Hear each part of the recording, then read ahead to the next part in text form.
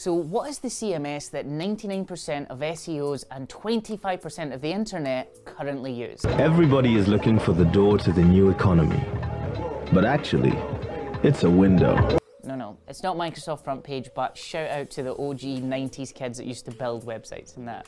It is of course WordPress, and they've made some much requested changes to fix hacked plugins.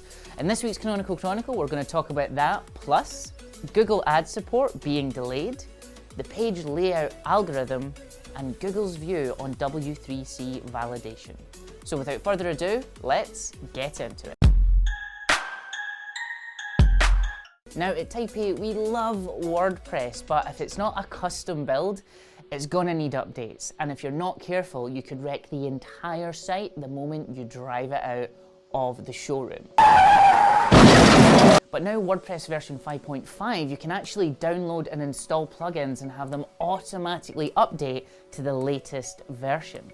Now this is good for a couple of reasons. Last week, Search Engine Journal reported that a handful of WordPress plugins were being hacked at scale by link resellers.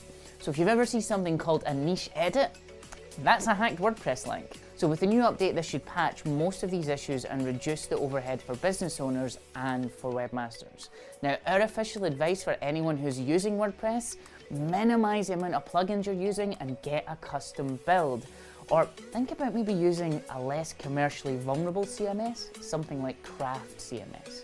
Now, as digital marketers, we are not the most patient of people. And when it comes to dealing with the Google Ads and GMB teams, they're usually, very fast and responsive people to deal with.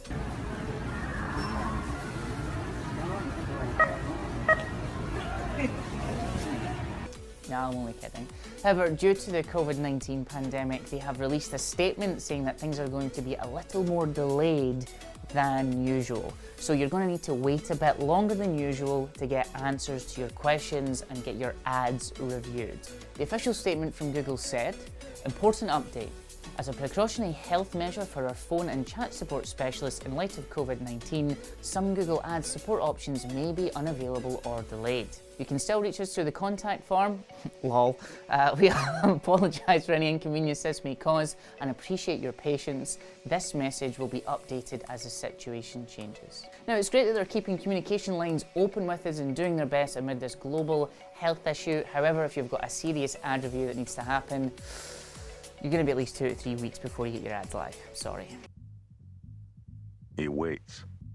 That's what he does. You remember back to 2012 when the search were kind of like the Wild West? You could literally rank anything by loading up that spam gun and then pointing at whatever page you wanted to rank. Now at that time, Google was introducing a lot more measures around page quality to stop low quality pages from ranking. In particular, they were very concerned with pages with too many ads where you couldn't find the real content on the page. This week, John Muller added some additional clarity to what this actually means and how we should be thinking about page layout. In particular, he said that it's not actually the number of ads on the page that they care about.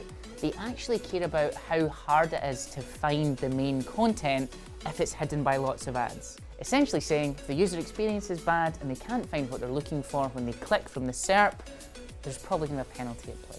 Now, if you go to the Google homepage and try to validate it to W3C standards, guess what?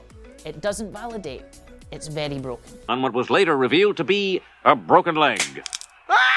That's because they don't actually care about validating according to W3C standards. The web moves way too fast to adhere to those standards anymore, and there's libraries and technologies being created every day that it makes it completely impossible to keep up with. But back in the day, SEOs thought that having a W3C validated website was actually an essential ranking factor, and to be honest, it wasn't really that bad advice. Making sure your website is compliant with web standards, is actually quite a good thing if you think Google's going to like it. Fair enough. But this week, John Muller took to address the W3C validation in a Webmaster Hangout, saying, "In general, W3C validation is something that we do not use when it comes to search, so you don't need to worry if your pages kind of meet the validation bar or not. However, using the validation is a great way to double check that you're not doing anything broken on your site." So there you have it. You can use it just to make sure that it is kind of technically sound, but ultimately, not a ranking factor. That's everything for this week's Canonical Chronicle. If you liked this video, please do hit the like button, and if you loved it, please subscribe. And until next time, we will see you later.